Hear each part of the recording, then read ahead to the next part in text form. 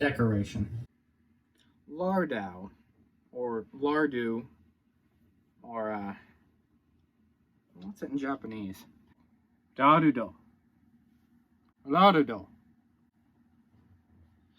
So Lardeau should be coming to Global War of the Visions in about a week or two. I don't know. It depends, you know. Hiroki might throw us a new double cost limited unit that you can buy for the low price of $47.99 USD. So assuming that doesn't happen, he should be coming in about a month after Sakura's released. Sakura, for you weebs out there. And when he does come, oh boy, is he gonna beat the shit out of everyone. So Mr. Lard is basically like a hybrid between damage dealing and tanking. I wouldn't really call him a bruiser because we call Agrias a bruiser, or I know some people who do, but her damage is pretty garbage.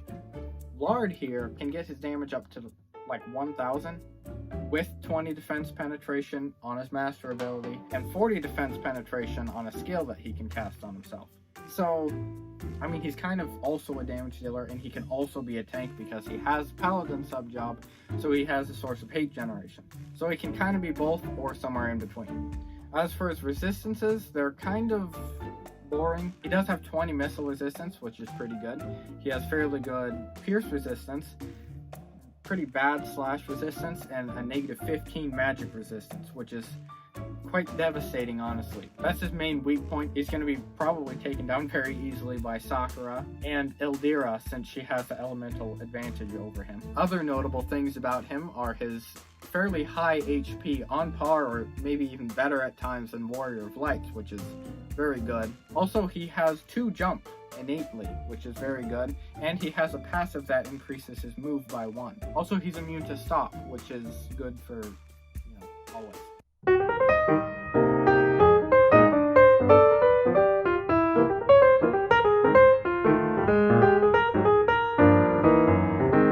His main job is a unique sub-job called Puglust. I think that's what the English name is.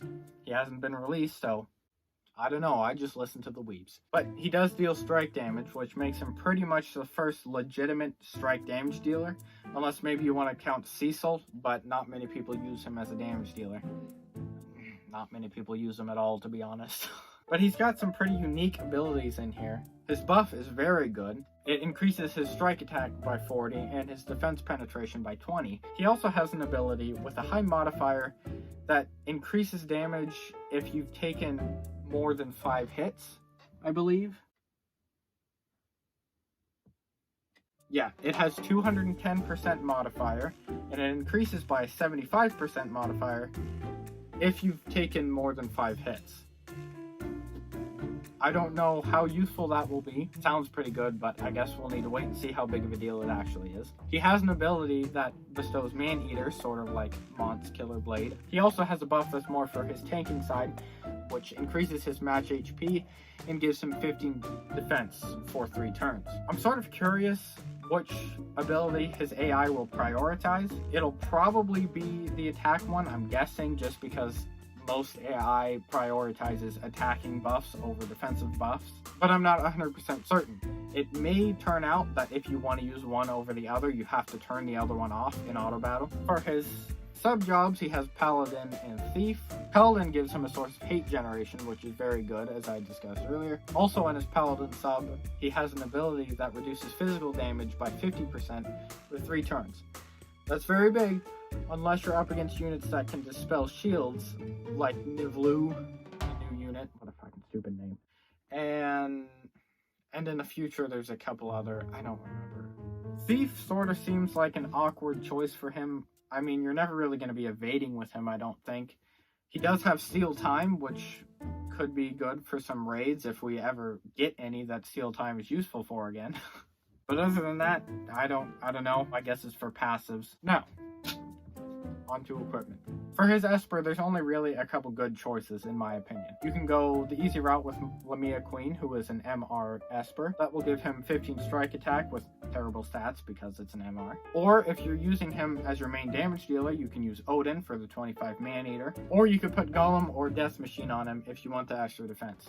But a couple weeks after his release, we get this red chick with a bunch of arms. I don't know what she's called. Let me check. Well, I don't know the English translation, but if I remember from my college Japanese class, this says Maririsu.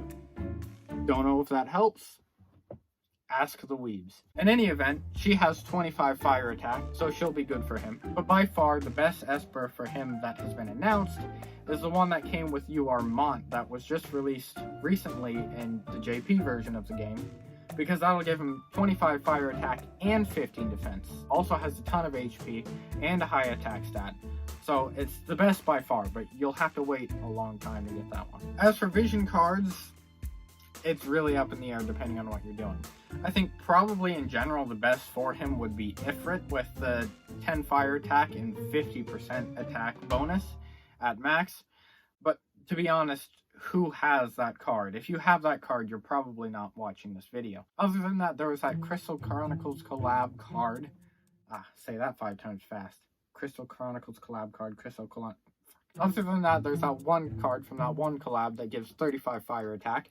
That should be pretty good for him, I assume. If you want to go the cheaper route, there's also the Lamia Queen vision card that gives him 20 fire attack instead. Or if you want the extra defense, you could put Leona's Castle on him, which has terrible stats, but the 15 defense and spirit are really good. Or if you don't want to waste the slot with a terrible party ability, you could put Path to Revenge on him, which gives him 10 defense instead, but also some other bonuses. They're here.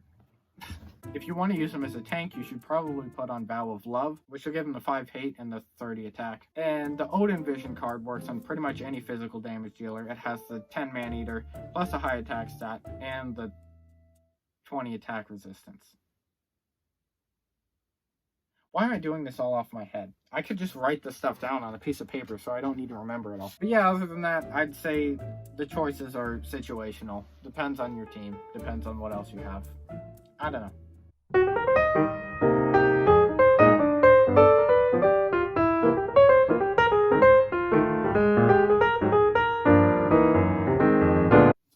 Okay, on to equipment. So for his weapon, you don't really have to worry about that. He gets a new fist weapon on his release. For his TMR, I mean, you know the drill. Say it with me.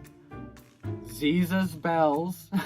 As for armor, there's a lot of different ways to go. It depends on what you have. I think absolutely best in slot would be platinum armor plus 5, because then you'll get the 18 defense and the 10 missile resistance. But if you're like me and you didn't want to sell your soul to the Gumi gods and waste an entire week of your life raiding so you could get a plus 5 platinum robe, then there are some other options. However, he can't equip heavy armor. He can only equip clothes. So you're kind of limited. I think the only other option with some defense would be the Sortilege from the Final Fantasy Tactics rerun. Or, if you want to sell your soul to Gumi, then in a couple of weeks we should be getting a Siren Raid, and that will give an accessory with 16 defense and 10 pierce resistance. That'll also be very good for him. Or if you want to get rid of his magic weakness a little bit, you could put a smart code on him for the 21 spirit and 8 magic resistance.